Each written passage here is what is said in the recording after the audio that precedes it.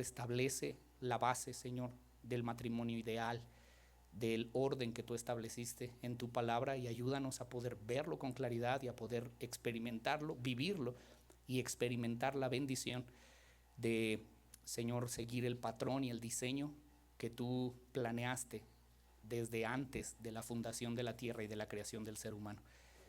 Ayúdanos a comprenderlo y lo oramos en el nombre de Cristo Jesús. Amén y amén. Muy bien. En toda esta sección, hermano, de la carta a los Efesios que hemos venido estudiando en los últimos meses, ya tenemos meses aquí, ¿verdad? El apóstol Pablo enfoca la vida práctica del creyente utilizando la palabra andar.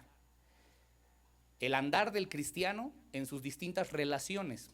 Ya vimos que los primeros 3 capítulos, llevamos yo creo que ya más de 6 meses, si no estoy mal, sí, desde el marzo del año pasado, ¿no?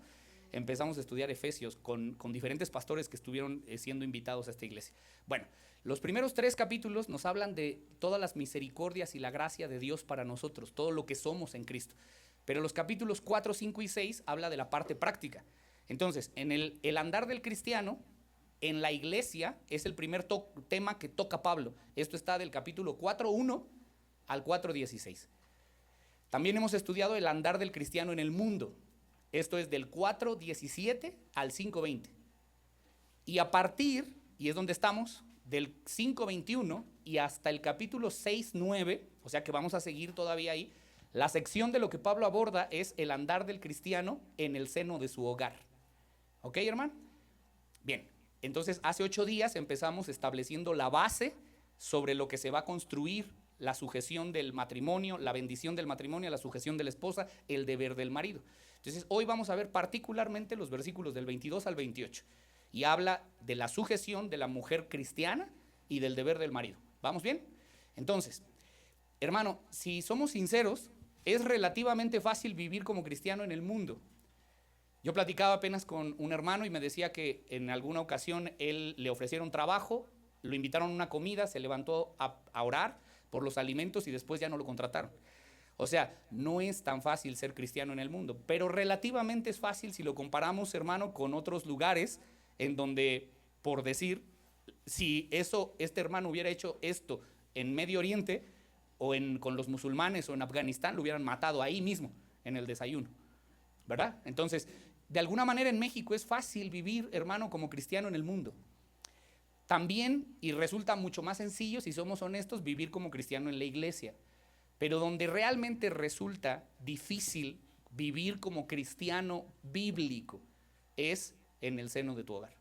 Ahí, hermano, donde te conocen, donde saben quién eres, donde tu esposa te conoce y el esposo conoce a la esposa, donde los hijos saben quiénes son los padres y viceversa. Ahí, hermano, es en donde es más difícil vivir. Y es interesante, hermano, que Pablo, después de tratar el tema de cómo vive el cristiano en su hogar, inmediatamente aborda el tema de la lucha espiritual que tenemos que librar todos los cristianos. Mire el capítulo 6, versículo 10.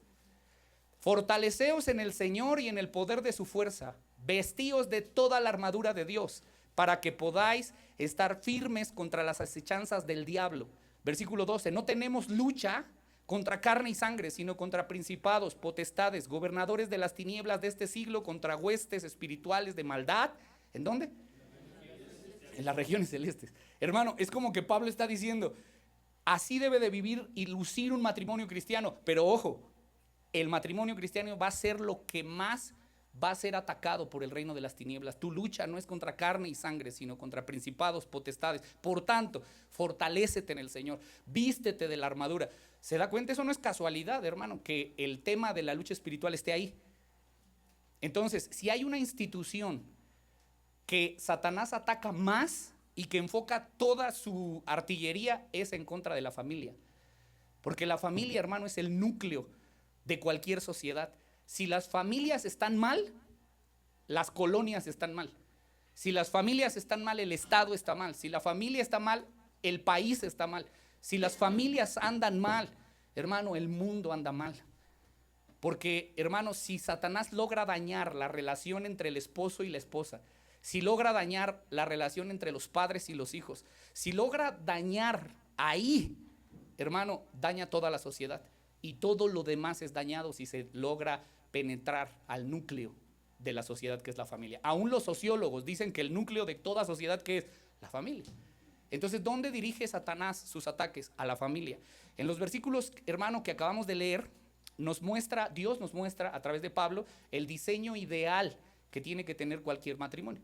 Ahora, dijimos hace 8 días que el hombre y la mujer somos iguales en dignidad, que somos iguales en naturaleza, que no hay una superioridad del hombre sobre la mujer, pero que sí somos diferentes en emociones, diferentes en género, diferentes físicamente, que somos diferentes en roles. Dentro del matrimonio, el varón tiene un rol que Dios le asignó y la mujer también tiene un rol que Dios le asignó, y ese es el que debemos conocer. La palabra de Dios, entonces, hermano, no avala el machismo. Por eso, si tú eres dirían mis hijos, un macho opresor, que es la palabra de moda, ¿eh? Si eres un macho opresor, déjame decirte, eso es del infierno, eso no lo enseña la Biblia. Pero también si eres una feminista abnegada, también viene del infierno, hermano. La Biblia no enseña ni machismo ni feminismo. La Biblia enseña complementarismo. ¿Qué es el complementarismo, hermano? Al igual que la palabra Trinidad, ¿usted ha leído alguna vez la palabra Trinidad en la Biblia? No. Jamás. La palabra no existe. Sin embargo, aunque no aparece, define un concepto bíblico que la Biblia enseña. Está implícito, está tácito. Es como, ¿qué es implícito o tácito? Que no necesitas decirlo expresamente para que esté ahí, ¿no? Por decir, cuando digo, me peiné esta mañana, ¿quién se peinó? Pues yo, ¿no? Está implícito, no tengo que decir, yo me peiné esta mañana, está implícito, está tácitamente el sujeto, ¿no? ¿Sí me explico? En la escritura hay palabras que no están, pero están implícitas, como la palabra Trinidad. Otra palabra que está implícita es el complementarismo. No lo vamos a encontrar en la Biblia, hermano, pero este concepto está englobado implícitamente en la palabra de Dios. ¿Y de dónde viene el complementarismo? Viene de la palabra complemento. El diccionario de la Real Academia lo define como la cosa, cualidad o circunstancia que se añade a otra para hacerlo íntegro o perfecto. El esposo complementa a la mujer y la mujer complementa al esposo para que juntos sean una sola carne y sean perfectos como matrimonio. Eso es lo que la Biblia enseña, complementarismo. Lo que entendemos entonces, hermano, es, en resumen, que la mujer y el hombre fueron creados a la imagen de Dios y a semejanza de Dios, pero con diseños y roles distintos. Se complementan el uno al otro para poder cumplir el plan perfecto de Dios. ¿Dónde está eso? Génesis 2:18. No es bueno que el hombre esté solo. O sea que el hombre jamás cumplirá nunca el propósito divino de Dios si no es complementado por su mujer. ¿Qué dice? Le haré ayuda idónea. En el versículo 23 de ese mismo capítulo, cuando Adán vio a Eva, ¿qué le dijo? Esto es ahora hueso de mis huesos y carne de mi carne. Versículo 24, por tanto, el hombre dejará a su padre y a su madre y se unirá a su mujer y serán ¿qué? Una sola carne. Hermano, déjeme ilustrarle esto. Un carro sin motor no funciona. Puedes tener toda la estructura del carro, las mejores llantas, no voy a hacer comerciales, ¿verdad? Pero las Michelin, pero si el carro no tiene motor, no funciona ese carro. Hermano, tu esposa es el motor de tu carro. Pero un motor ahí nada más, aunque esté bien afinado, si no tiene estructura, si el varón no cumple su papel, hermano, tampoco funciona. Dios diseñó el matrimonio complementariamente. Corintios 11:1, Primera de Corintios 11:11, escuche lo que dice Pablo. Pero en el Señor, escuche, ni el varón es sin la mujer, ni la mujer sin el varón. Porque así como la mujer procede del varón, ¿por qué la mujer procede del varón? Porque el varón fue creado primero y de ahí tomaron a la mujer. Dice, así también, hermano, escuche esto, el varón nace de mujer, pero todo procede de Dios. Qué sabio es Dios, que hace un complemento perfecto. Dice, el hombre no es más, la mujer no es más que el hombre. ¿Por qué? Porque la mujer procede del hombre, la tomaron de la costilla del varón. Pero el varón nace de la mujer, se complementan el uno al otro. Ok, entonces, Ya vamos a entrar a los versículos del 21 al 28. Hace 8 días solamente vimos un versículo, el versículo de Efesios 5:21. Someteos los unos a otros en el temor de Dios. En resumen, lo que vimos, hermano, en ese versículo, y nos quedamos ahí porque es la base de la sujeción de la esposa y del deber del marido. ¿Qué vimos en este versículo? Hermano, que la sujeción o el sometimiento bíblico no es inferioridad. ¿Sí, hermano? No es inferioridad, no es debilidad de carácter, no es esclavitud. Y vimos el ejemplo en Corintios 11:3. Ya ahorita que estaba ahí cerca de Corintios, dice, pero quiero que sepan que Cristo es la cabeza de todo varón, o sea, la autoridad de todo varón. Que el varón es la cabeza de la mujer, la autoridad de la mujer. Y que Dios es, ¿qué?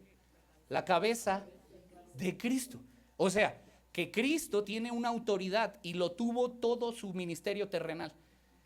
Él incluso dijo en alguna oportunidad, Señor, si es posible, pasa de mí esta copa. Esa era su voluntad, porque nunca había experimentado la separación del Padre.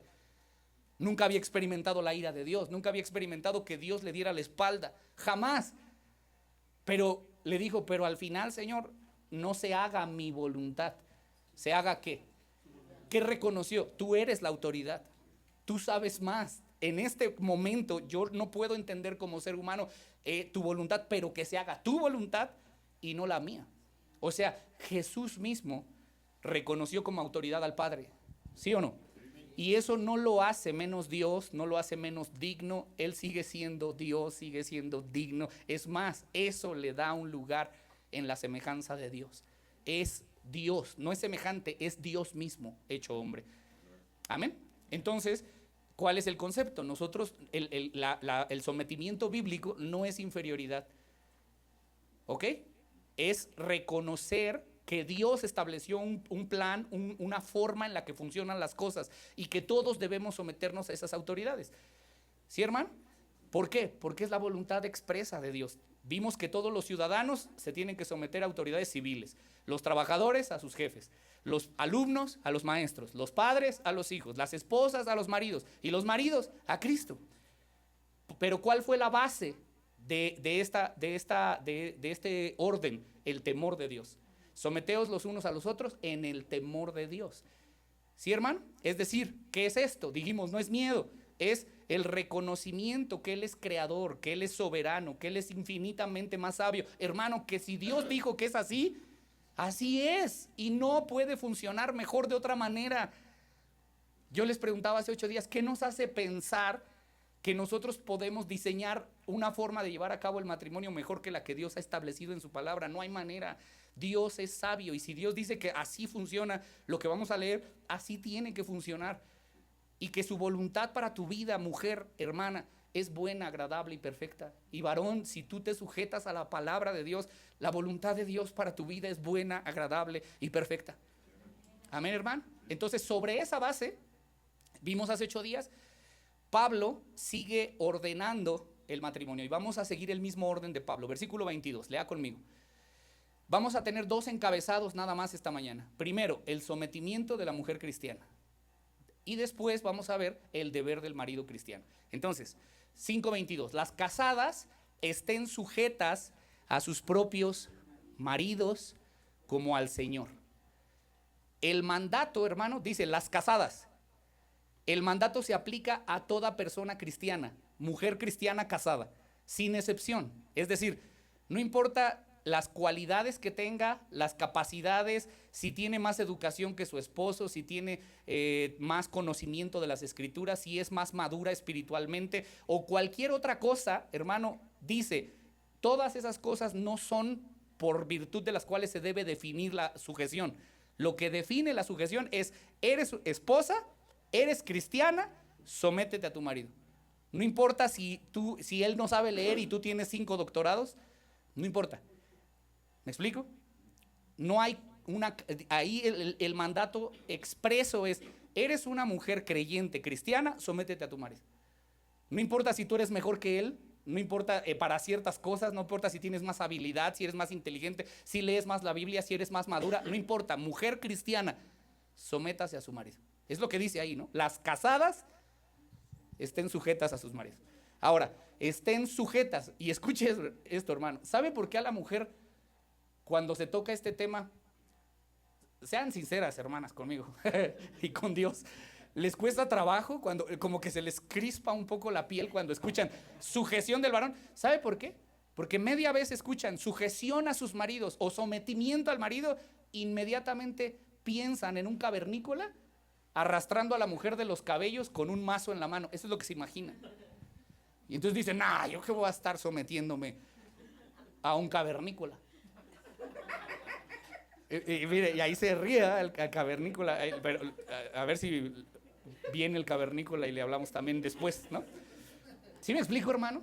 Entonces, eso es lo que el concepto de la mujer es: alguien que me va a obligar. Pero escuche lo que dice la Biblia, escúchelo con cuidado, hermano. Escuche, hermano cristiano, hermano casado, escucha con atención.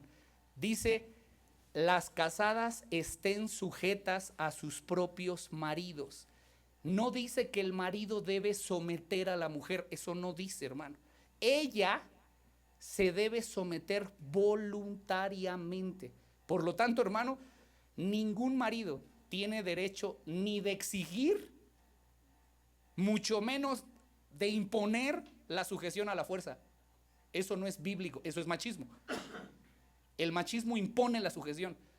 La Biblia le llama a la mujer entendida en el Señor, a la mujer que teme a Dios, a la mujer que entiende que Dios le ama y que como le ama busca su bienestar, y que la mejor cosa que le pueda pasar a una mujer es ayudar a su capitán y que el capitán decida y tome las decisiones voluntariamente.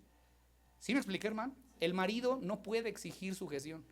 El marido no es para que la mujer le traiga las chanclas y le truene los dedos y haga lo que él diga. Eso no es así. La mujer debe someterse voluntariamente al varón. Léalo ahí con cuidado ese versículo. Las casadas estén sujetas a su propio marido como al Señor. ¿Qué es esto? La sumisión espiritual suprema, hermano, ¿a quién es? Todos le debemos sujeción. ¿A quién? Al Señor. Es nuestra autoridad máxima. La autoridad a Él es incondicional. El creyente se somete a Dios incondicionalmente, sea hombre, sea mujer. Pero Dios delega esa autoridad a distintas personas, en este caso a los maridos, ¿no? Y entonces, ¿qué es lo que? Mire, déjale leerle el comentario de la Biblia de John MacArthur. Dice: por tanto, la actitud de la mujer consiste en someterse con amor como acto de obediencia al Señor, quien ha provisto este mandato como su voluntad para ella. La mujer que entiende, que teme al Señor, que entiende su palabra y que no es rebelde con Dios, se somete voluntariamente porque sabe que es la voluntad de Dios para su vida, y se sujeta voluntariamente a su marido. No toma en cuenta las facultades del marido, se somete porque teme a Dios y porque sabe, se siente amada por Dios, y ella le deja el resultado a Dios. Ella le dice: Señor, yo doy cuenta de mi sujeción por obediencia a ti, porque tú eres mi Señor y porque yo no pongo en tela de juicio que eso es lo mejor para mi vida. No lo entiendo, pero creo que tú vas a obrar en mi vida y en la de mi esposo si yo me sujeto. Oiga esto, hermana, aunque no sea creyente. Y claro, ¿cuál es el límite? Ya dijimos, que no te pida nada que está fuera de la voluntad de Dios. Si te pide algo que atenta en contra de la voluntad de tu autoridad máxima, ¿qué vas a decir? No, ahí sí no. Primero mi Señor y después tú. Pero voluntariamente me someto. Eso dice en Pedro, ¿no? ¿Se acuerda? ¿Qué dice? Maridos esposas que tienen maridos inconversos. ¿Qué dice? Por su conducta casta y respetuosa, ganen a sus esposos sin palabras. Cuando lleguemos a Pedro lo estudiamos, hermano. Pero es lo que dice la Escritura: la mujer se somete voluntariamente porque teme al Señor. Efesios capítulo 5, 23. Escuche. ¿Por qué? ¿Cuál es la razón? Porque el marido es la cabeza de la mujer. Hay una expresa voluntad de Dios. Dios, en su sabiduría infinita, Él puso al marido como líder del matrimonio. Ese es el rol que le toca a él. Y ese lo debes de aceptar, hermana amada, porque Dios lo estableció así. Solo por eso. Así como Cristo es la cabeza de la iglesia, la cual es su cuerpo y Él es su Salvador. ¿Qué es que el marido sea la cabeza? Esta relación complementaria del matrimonio, hermano, Dios ha designado al marido como el capitán, no porque sea más que tú, no porque sea más capaz que tú, es porque alguien tiene que tomar las decisiones. Piensa, ya te había puesto un ejemplo, en un equipo de fútbol, de americano, de lo que tú quieras. Alguien tiene que tomar la decisión de la jugada que se va a enviar. Pero si los 11 dicen, bueno, piensen en el fútbol, ¿no? A los mexicanos nos gusta mucho el soccer. Si en un tiro libre, indirecto, fuera del área, se manda una jugada y el capitán dice, yo lo tiro y vamos a hacer una jugada planeada en pizarrón. Y dice, vamos a mandar esta jugada que hemos ensayado todo el mes. Y cada uno de los 11 jugadores dice, ¿pero por qué él va a tomar la decisión? No, yo creo que cuando diga el árbitro pite, yo voy a hacer lo que yo quiero. ¿Creen que van a meter gol? Hermano, van a perder el partido, así. Al final puede haber 50 jugadas y yo puedo pensar que la jugada que yo creo que debo enviar es mejor. Pero si él es el capitán, tú decides. Yo me someto a tu voluntad, a la voluntad, voluntariamente, me someto a tu autoridad. Tú darás cuenta de la decisión. Si es gol o no, es tu decisión. Yo te voy a apoyar y la jugada que tú envíes, yo la voy a ejecutar fielmente. Por eso, hermano, qué responsabilidad para los hombres ser líderes. Ahorita voy a empatar el partido, hermano. Déjeme hablar de la sujeción de la mujer, ¿no? Porque así lo establece Pablo. Entonces, escuche, hermano, qué responsabilidad. Pero Dios decidió que el que tome la última decisión sea el hombre. Ahora escuche, si el hombre es sabio y entendido en la palabra y entiende que es una relación complementaria y entiende que la mujer es su ayuda ideal, ese varón no va a tomar decisiones, no va a mandar jugadas sin consultar a su esposa. Solo un marido que está mal toma decisiones arbitrarias sin consultarla a ella. Pero al final, la decisión la va a tomar él. Pero sabio, hermano, sabio es de nuestra parte escuchar el consejo de ellas. ¿Por qué? Hermano, porque ellas ven lo que tú y yo no vemos. Porque ellas perciben de una manera distinta y Dios las diseñó así para ver lo que tú no ves. En una decisión tú no ves cosas, hermano. Estás incompleto. Es como querer echar a andar el carro, pero no tienes motor y no te das cuenta que no hay motor. La mujer te va a decir, no, necesitas cambiarle las llantas, necesitas hacer eso, y tú no te das cuenta. ¿Sí me explico? Necesitas tomar en cuenta el consejo, pero al final tú decides. Siempre y cuando, y vas a decidir bien siempre y cuando conozcas la voluntad de Dios, porque tu obligación, marido, es estar sujeto a Cristo. Sí, amén. Ok, entonces dice, el ejemplo es, así como Cristo es cabeza de la iglesia, el cual es su cuerpo. Cristo es la cabeza de la iglesia. La mujer que es llena del Espíritu Santo reconoce el rol de su esposo como líder. Y esto no solo porque Dios lo ordena, sino porque es un reflejo de Cristo con su iglesia y del amor que Cristo le tuvo a su iglesia. La mujer entendida en la palabra, llena del Espíritu, entiende, Dios ha puesto a mi marido como el capitán de este equipo, de esta familia, y yo lo voy a apoyar. ¿Por qué? Porque Dios lo ordena y porque es un reflejo del amor de Cristo para su iglesia. Lo vamos a ver en un momento. Ok, ¿sí vamos bien? Dice, así que como Cristo es la cabeza de la iglesia, la cual es su cuerpo, y Él es, ¿qué? Su Salvador. Entonces escuche, hermano, ahora escucha tú, varón.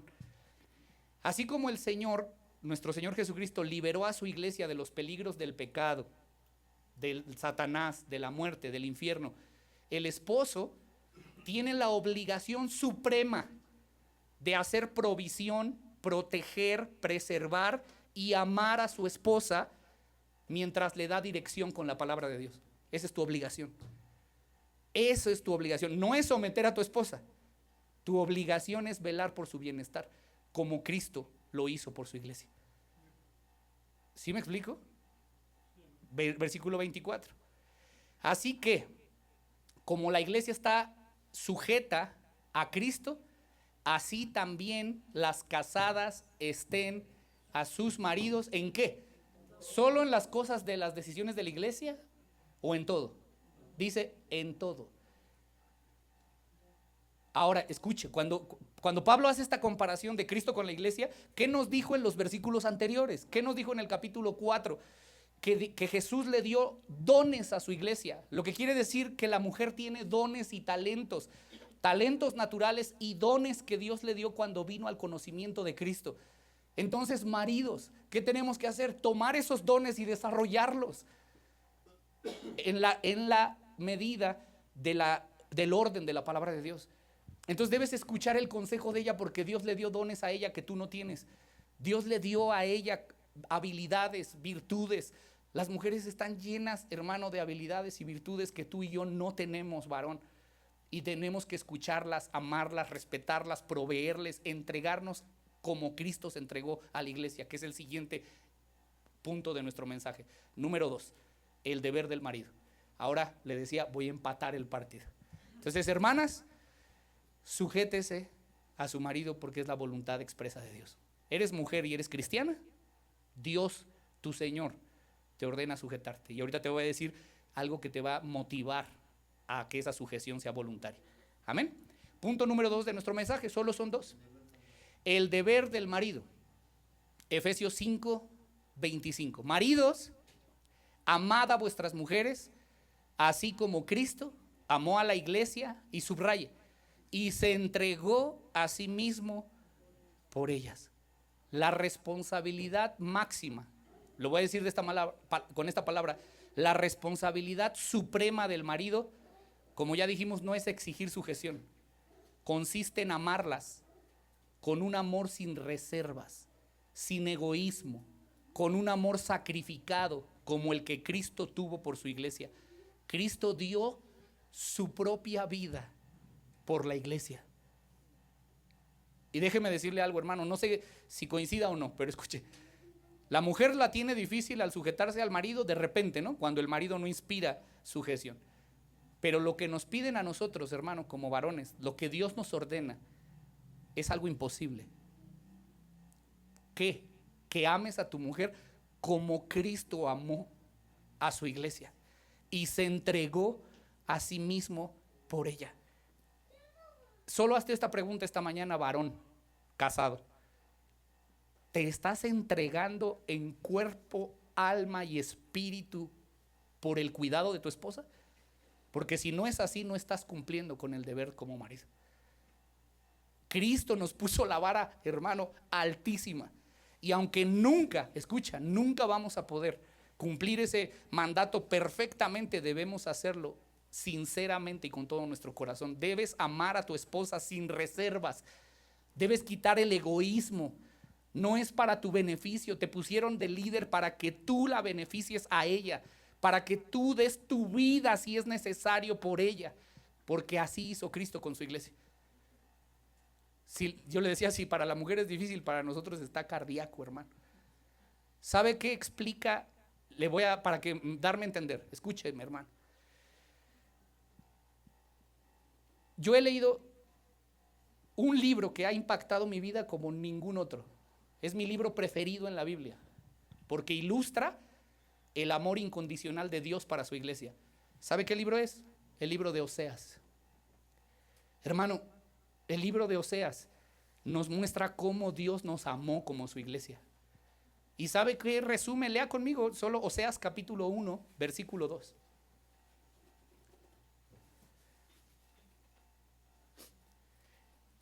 El principio de la palabra de Jehová por medio de Oseas. Dijo Jehová a Oseas: ve y tómate una mujer fornicaria e hijos fornicarios, porque la tierra fornica apartándose de Jehová. Si lo lee en Nueva Traducción Viviente, dice: ve y consíguete una mujer prostituta y ten hijos de su prostitución y ámala. Escuche, ese es el estándar del amor de Dios por su iglesia. Solo voy a leer ese versículo, pero déjame resumirte el libro por cuestión de tiempo.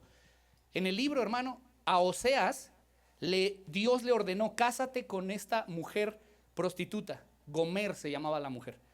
Y él fue, hermano, y tomó a esa mujer. Cuando la palabra fornicaria en Reina Valera, o la palabra que traduce la NTV como prostituta, es una palabra que en el hebreo significa que esa mujer no quiere nada contigo, pues, que es sensual, que es inclinada, que tiene una inclinación natural por la maldad y la prostitución y la promiscuidad y la inmoralidad. Eso es lo que quiere decir la palabra original en el texto original. Entonces lo que le está diciendo es: ve y búscate una mujer que nunca te va a amar, una mujer que te va a engañar constantemente, y ámala.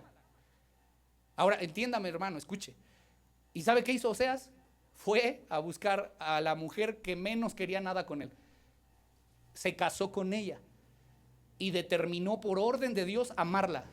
Se sujetó a lo que Dios le dijo: ámala. Y la empezó a amar. ¿Y sabe qué ocurrió? Que esa mujer de repente se salía y él sabía a dónde iba. Y de todas maneras la siguió amando. Y después llegó y le dijo: estoy embarazada. Y él sabía, Oseas sabía. Si ha leído este libro, hermano, Oseas sabía que sus hijos eran de otra mujer. Perdón, de otro hombre. Y la siguió amando. Y después volvió a quedar embarazada y tuvo a Lo-ruama y a Lo-ammi, que son los nombres que le pusieron. Tuvo un hijo, luego tuvo otro, y él sabía que eran hijos de la prostitución. Él sabía que no eran sus hijos y tenía que seguir amándola, y la amó. Y después dice la escritura que esta mujer se iba por días con sus amantes. Y cuando estaba, hermano, ahí, él sabía, él pensaba, escuche el amor de Dios. Él pensaba: esa mujer, o sea, mi esposa, que está con muchos hombres, no le van a proveer, no va a tener que comer, no va a tener dónde bañarse, no va a tener sustento. Y dice que él, se lo voy a parafrasear, él iba al mercado, hermano, y le compraba provisión. Y se lo llevaba y se lo dejaba afuera de la puerta del hotel donde se estaba prostituyendo, y le tocaba la puerta y se iba.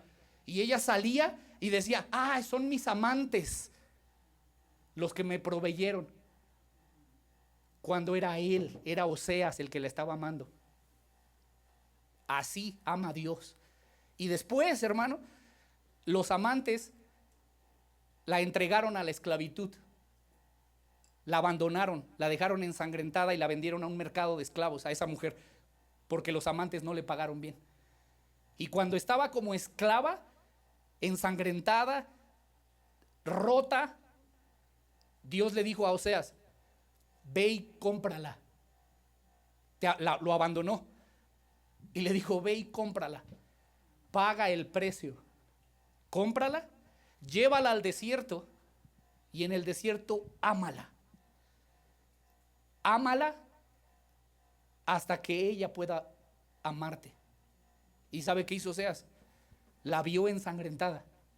La vio después de tener hijos que no eran de él, después de haberlo engañado multitud de veces.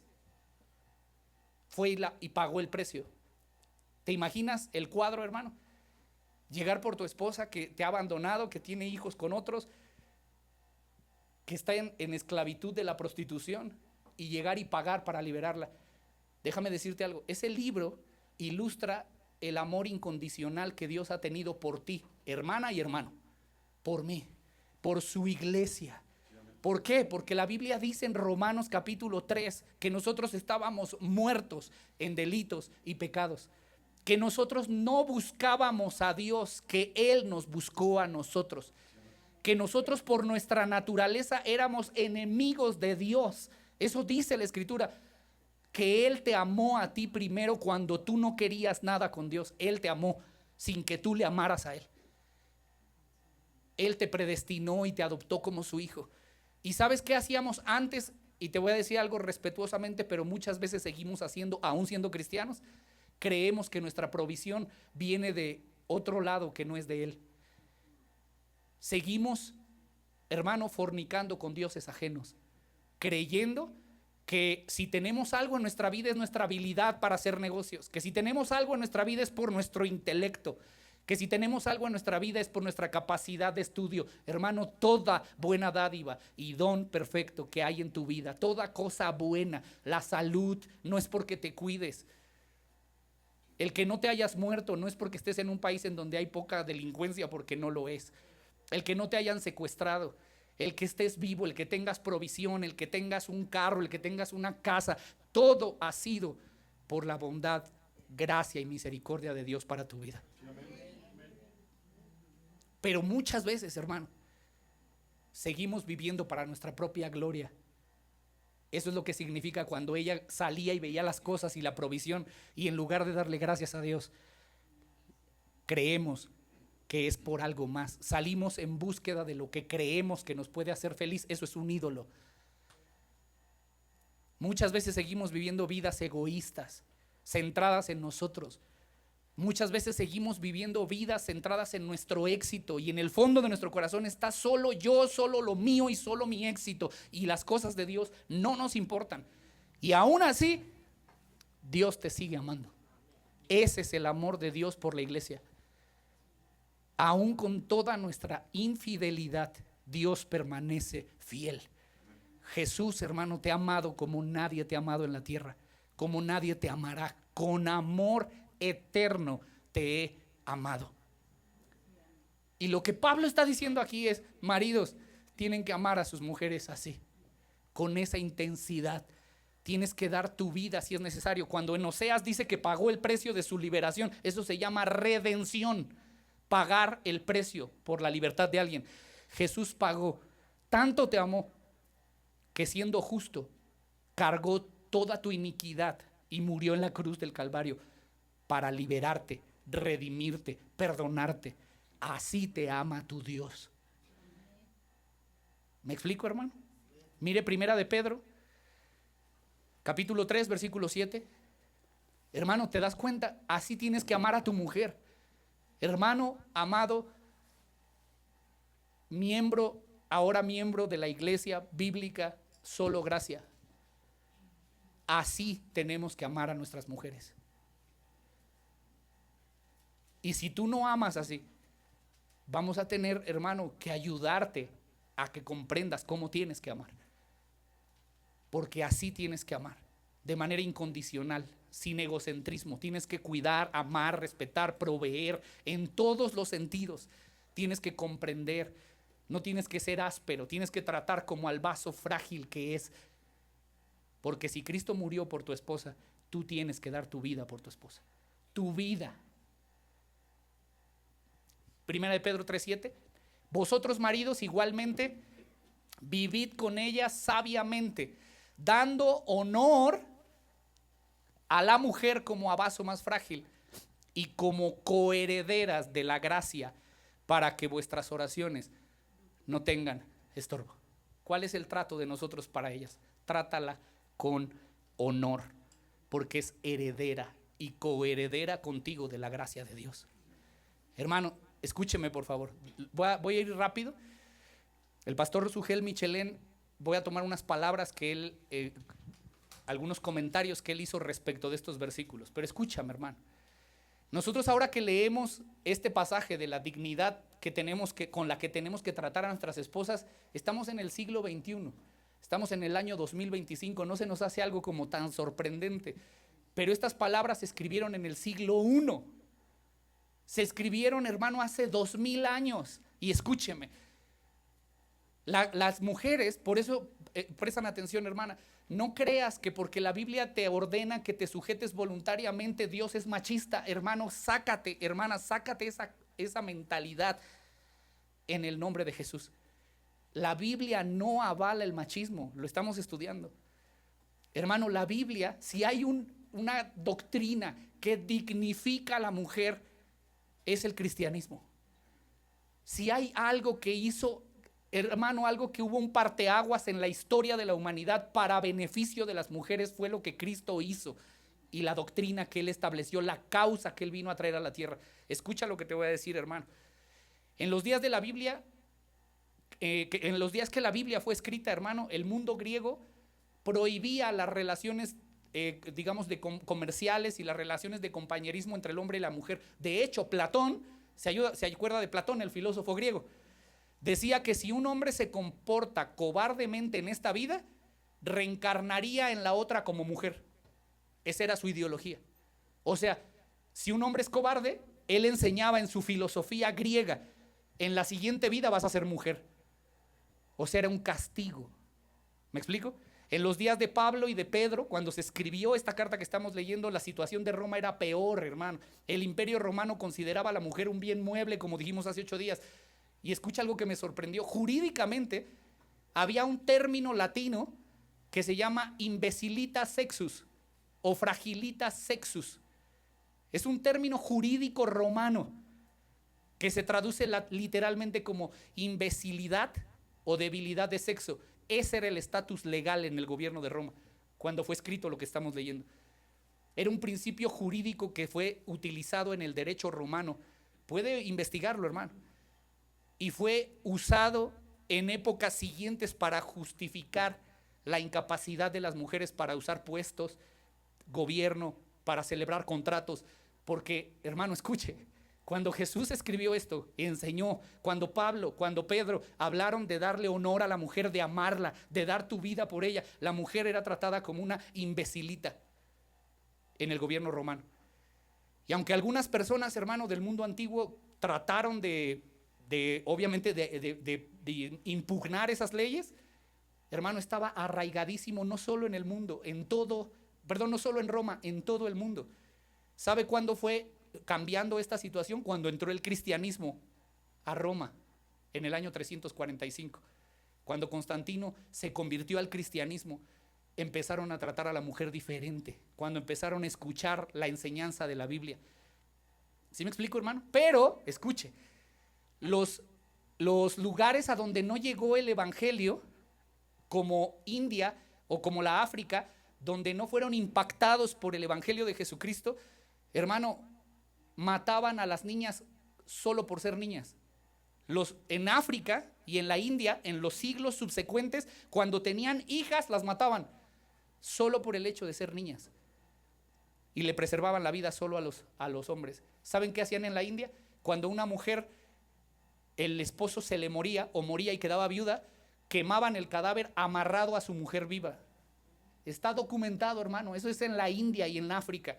Hubo un misionero reformado en el siglo XVIII, XVII llamado Guillermo Carey, que luchó fuertemente contra esta costumbre despiadada que había en África, en India, particularmente en Bangladesh. Él fue a hablar con el gobernador y gracias a Dios uno de los presidentes de Bangladesh en la India abolió esa práctica horrible de que las viudas tenían que ser amarradas al cuerpo de sus esposos muertos y ser quemadas para incinerar el cadáver, porque la vida de la mujer ya no servía si el varón se había muerto. Eso estaba, hermano, en los siglos subsecuentes. Así trataban a las mujeres. Lo mismo en África. Hasta que el cristianismo llegó al continente africano, es que todas esas prácticas pararon. Hermano, si algo ha beneficiado a las mujeres es el cristianismo. Hoy, 2025, todavía hay lugares en donde las mujeres continúan siendo oprimidas y maltratadas como si fueran inferiores a nosotros los varones. En el Oriente Medio, que no hay evangelio, que no hay cristianismo, los hombres, hermano, cuenta un misionero que un día llegó, escuche esto, llegó y vio a 4 musulmanes jugando cartas, mientras un esclavo estaba arando el terreno que estaba fuera de la casa donde estaban jugando. Cuando estaban arando, estaba arando con una yunta de bueyes y el esclavo estaba arando el camino, los bueyes jalando unidos por un yugo.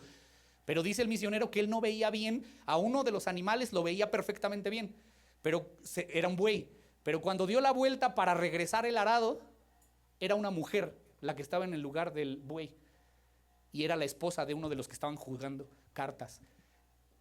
Eso hace 2 siglos.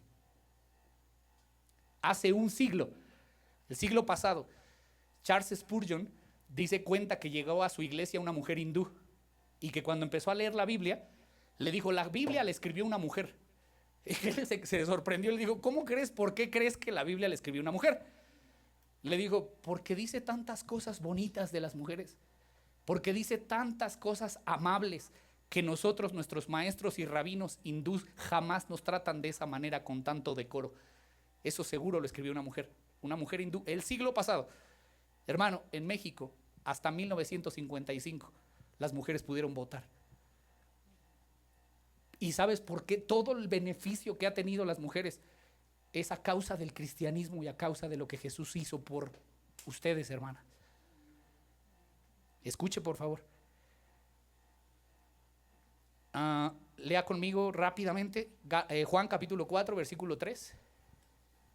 Voy a darle lectura a varios textos, hermano, por tiempo, me quedan 12 minutos, lo voy a leer rápido, pero anótelo si quiere.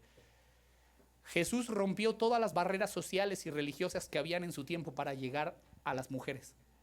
En Juan capítulo 4, versículo 3 dice: salió de Judea y se fue otra vez a Galilea, Jesús, y él dijo que le era necesario pasar por Samaria. Él iba como de aquí a la Ciudad de México, pero dijo: me tengo que desviar hacia Samaria, porque iba por una mujer. Vino pues a la ciudad, versículo 5, de Samaria, llamada Sicar, junto a la heredad que Jacob le dio a su hijo, y estaba ahí el pozo de Jacob. Entonces Jesús, cansado del camino, se sentó junto al pozo, y era como la hora sexta, las 12 del día, y vino una mujer de Samaria a sacar agua, y Jesús le dijo: dame de beber. Jesús se desvió de lo que tenía que hacer para ir a salvar a una mujer. Versículo 9, la mujer samaritana le dijo: ¿cómo tú, siendo judío, me pides a mí de beber, que soy mujer samaritana? O sea, no solamente era que era mujer y el estatus que tenía, sino que aparte era samaritana. Y ella se sorprende y le dice: ¿por qué judíos y samaritanos que no se tratan entre sí? Versículo 10, respondió Jesús y le dijo: si conocieras el don de Dios, si conocieras el regalo de Dios para tu vida, ¿y quién es el que te dice dame beber? Tú le pedirías. ¿Y qué le ofreció? Agua viva. Versículo 13, Jesús respondió y le dijo: cualquiera que beba de esta agua volverá a tener sed, refiriéndose a la del pozo, mas el que beba del agua que yo le daré, hablando de lo que Dios ofrece, el Espíritu de Dios morando en ella, no tendrá sed jamás, sino que el agua que yo le daré será en él una fuente de agua que salte para vida eterna. Se desvió, rompió todo estereotipo por salvar a una mujer. 16, Jesús le dijo: ve y llama a tu marido. La mujer todavía estaba como que, bueno, ¿qué hago? Ve y llama a tu marido y ven acá. Respondió la mujer: no tengo marido. Jesús le dijo: bien has dicho, no tengo marido, porque 5 maridos has tenido, y el que ahora tienes no es tu marido. Esto has dicho con verdad. La mujer tenía una vida rota por el estatus, porque era samaritana, había pasado por 5 hombres y con el que estaba no era su marido. Tenía una vida vacía, rota, completamente buscando algo que le saciara, cuando Jesús va por ella. Versículo 25, la mujer le dijo: sé que ha de venir el Mesías llamado el Cristo, cuando Él venga nos declarará las cosas. Jesús le dijo: yo soy el que habla contigo. En esto vinieron sus discípulos y escuche, ya con el contexto de lo que les dije, ¿qué dice? Se maravillaban ¿de qué? De que hablaba con una mujer. Sin embargo, ninguno dijo, ninguno objetó, dijo: pues Él es Dios. Ninguno preguntó ni de qué hablas con ella. Y ¿saben entre los que se sorprendieron quién estaba? Pedro, el que después acabamos de leer y dijo: traten a las mujeres con honor, aprendió bien de su maestro. 28, la mujer entonces dejó su cántaro y se fue a la ciudad y le dijo: hombres, vengan, he visto a un hombre que me ha dicho todo lo que he hecho, ¿no será este el Cristo? 39, y muchos de los samaritanos de aquella ciudad creyeron en él, en Cristo. ¿Por qué? Por la palabra de la mujer. Dios la usó como evangelista, dando testimonio, diciendo: me dijo todo lo que he hecho. Y no solamente a esta mujer, hermano, con una vida rota. Marcos 5:24, él liberó y sanó a muchas mujeres. Fue pues con él, 5:24 de Marcos, y le seguía una gran multitud y lo apretaban. Pero una mujer, escuche, que desde hacía 12 años padecía flujo de sangre y había sufrido mucho de muchos médicos y había gastado todo lo que tenía y nada había aprovechado, antes le iba peor, cuando escuchó hablar a Jesús, vino por detrás de la multitud y tocó su manto, porque decía: si solo toco el borde de su manto, será salva. ¿Qué habrá escuchado en Jesús relativo a las mujeres? Que dijo: no necesito ni hablar con él, solo tocar el borde de su manto. Pero ¿qué dijo? ¿Seré qué? Salva. No dijo sana. ¿Se da cuenta? Ella sabía que tenía una necesidad más allá de su enfermedad. Enseguida la fuente de sangre se secó y sintió que el cuerpo le estaba sano de aquel azote. Luego, 30, Jesús, conociendo en sí mismo el poder que había salido de él, volviéndose a la multitud, le dijo: ¿quién ha tocado mis vestidos? Sus discípulos le dijeron: ¿ves que la multitud te aprieta y dices quién me ha tocado? Pero él miraba alrededor para ver quién había hecho eso. Entonces la mujer, temiendo y temblando, pensó que la iban a regañar porque era mujer, porque estaba enferma. Sabiendo que en ella se había sido hecho, vino y se postró delante de él y le dijo toda la verdad. Y escuche las palabras de Jesús. Él le dijo: hija, tu fe te ha hecho salva. Ve en paz y queda sana de tu azote. Lucas capítulo 8, versículo 1. Hermano, Jesús hizo lo que ningún rabino hizo. Jesús incluyó en su ministerio mujeres. Jamás. Por eso, escucha, si hubo una razón más a la crucifixión de Jesús, fue que se juntaba con mujeres. Por eso Roma lo crucificó. Por eso los judíos le decían: es que él anda con prostitutas y con publicanos, porque se acercaba para tratarlas dignamente. Lucas 8:1 dice: los días siguientes Jesús fue por muchos pueblos y ciudades anunciando, escuche, las buenas noticias del reino de Dios. ¿Cómo no va a ser una buena noticia para ellas? Jesús andaba con sus 12 discípulos y muchas, ¿quiénes? Estas mujeres ayudaban con dinero a Jesús y a sus discípulos. Algunas de ellas Jesús las había sanado de diferentes enfermedades y de los espíritus malos. Entre esas mujeres estaba María, la que llamaban Magdalena, que antes había tenido 7 demonios. También estaba Juana, Susana, Juana la esposa de Cusa, el administrador y rey de Herodes Antipas, etcétera, etcétera. Había multitudes de mujeres siguiendo a Jesús, aún con todo el contexto romano. Juan capítulo 8, versículo 1. ¿Se acuerda de la mujer pecadora? Así se dice, mujer pecadora, porque la cacharon en adulterio. Y Jesús se fue al monte de los olivos, por la mañana volvió al templo y todo el pueblo vino a él y sentado a él les enseñaba. Entonces los escribas y fariseos trajeron una mujer sorprendida en adulterio y poniéndola en medio le dijeron: maestro, esta mujer ha sido sorprendida en el acto mismo del adulterio y la ley de Moisés mandó apedrear a tales mujeres. ¿Ven los judíos cómo trataban a las mujeres? Y la pregunta es, escuche, si estaban en el acto de adulterio, ¿por qué no tenían al varón para apedrearlo? Por el trato a la mujer. ¿Dónde está el adúltero ahí? Ah, no, es que como era mujer hay que matarla. Y escuche, tú pues, ¿qué dices?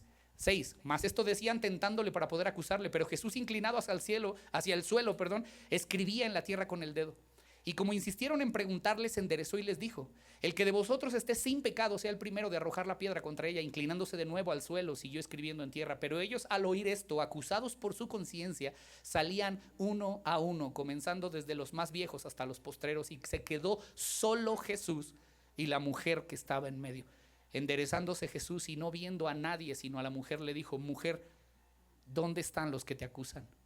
¿Ninguno te condenó? Y ella dijo: ninguno, Señor. Entonces Jesús le dijo: ni yo te condeno, vete y no peques más. ¿Sabes quiénes fueron las primeras que vieron la resurrección de Jesús? Lea ya por tiempo, hermano, es Lucas 24. Las primeras que vieron a Jesús resucitado fueron mujeres. Las primeras evangelistas que llegaron aún, no fueron los discípulos, fueron mujeres. Hermano, si hay alguien que le dio un modelo de cómo tratar a las mujeres, fue Jesús. Su trato hacia ellas es un modelo de verdadera humanidad, rebosante de respeto y de ternura contra toda la sociedad romana de su tiempo. Jesús era un revolucionario de su tiempo. Y sus ideas, ¿sabe qué es lo más chistoso, hermano, y irónico?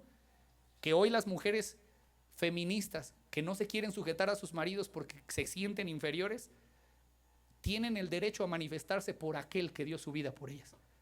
Es irónico, hermano, que los derechos que hoy las mujeres tienen, las tienen por Jesucristo, lo tienen por el cristianismo. Y hoy rechazan la palabra de Dios y el diseño que Dios les dio. Cuando tú entiendes esto, hermana amada, entonces te es fácil decir: si Él me amó así, si Él hizo tanto por mí, si Él me ordena que yo me sujete a mi marido, me voy a sujetar a mi marido, porque su voluntad para mi vida es buena, agradable y perfecta. Oro porque así lo creas, hermana. Amén. Efesios 5:25, terminemos. Maridos, Amad a vuestras mujeres así como Cristo amó a la iglesia y se entregó a sí mismo por ella. Hermanos, si Oseas amó así a esa mujer, ¿te imaginas cómo debes amar tú a una mujer que voluntariamente por obediencia a Dios se sujeta a ti? Ay, hermano, yo creo que esta mañana y esta semana hay que pedir perdón, los hombres a las mujeres y las mujeres a los hombres. De verdad oro y he estado orando toda la semana porque la palabra de Dios te convenza de amar a tu mujer como Cristo amó a la iglesia. Y que, hermana amada, Dios te convenza de que lo mejor que te puede pasar es sujetarse a un varón que se sujeta a Cristo. Y aún si no se sujetara a Cristo, tú obedece a tu Señor y deja que Dios, el resultado déjaselo a Dios. Él sabe más que tú. Él es más sabio que tú. Amén. El fin último, escuche el versículo 26. ¿Para qué?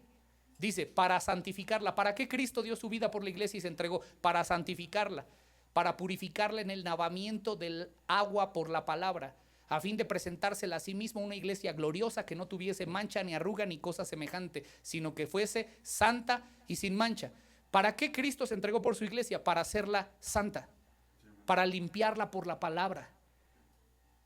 El fin último de la gracia salvadora, hermano, es hacer de los creyentes, de ti y de mí,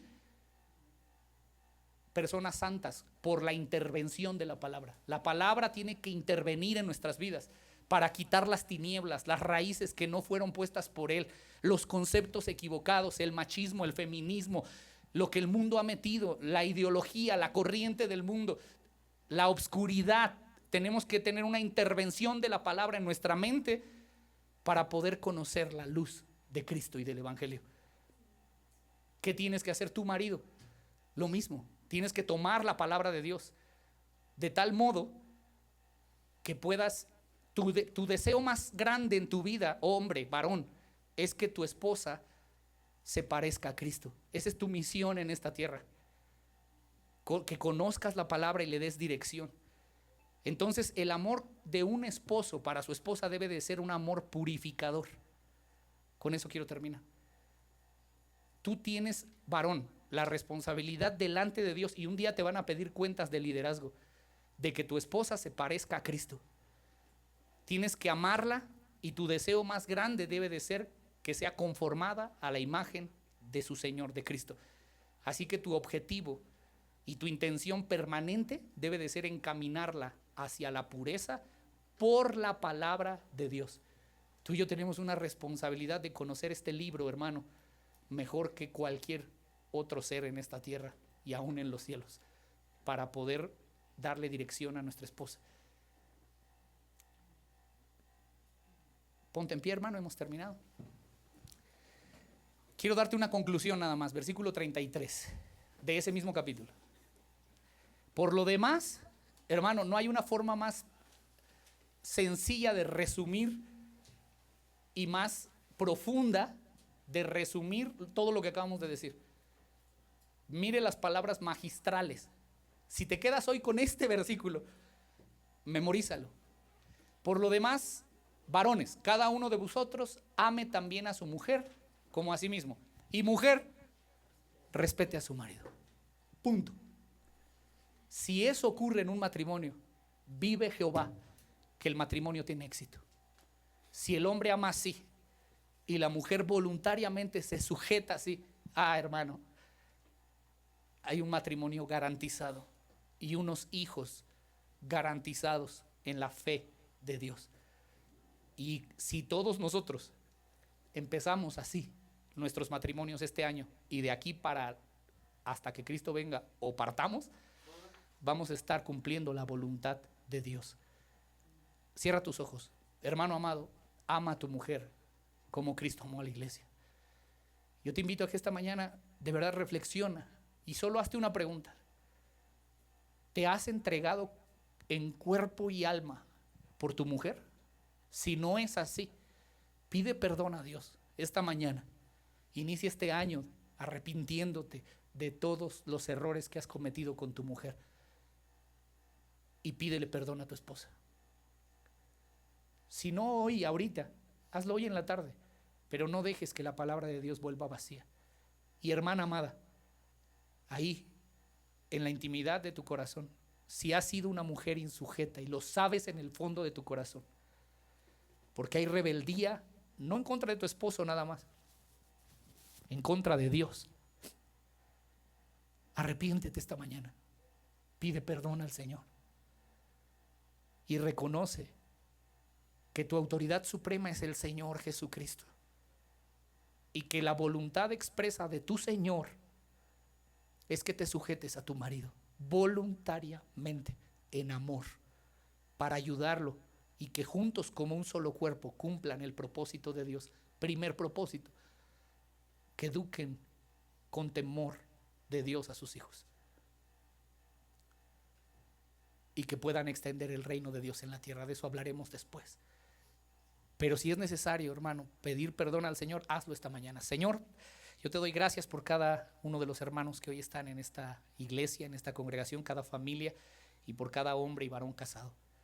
Y oro, Señor, porque nos des el entendimiento y la claridad de cómo debemos tratar a nuestras mujeres. Danos la humildad para pedir perdón por todo ese machismo que nos han sembrado por ser mexicanos desde hace tanto tiempo, por toda la influencia del mundo, por la influencia del radio, de la tele, por la influencia de la corriente de este mundo que viene del mismo infierno. Ayúdanos a hacer a un lado todo concepto y abrazar solo el concepto tuyo de amar a nuestras esposas y entregarnos, proveerles, respetarles, amarles, cuidarles, procurarles con todo el corazón.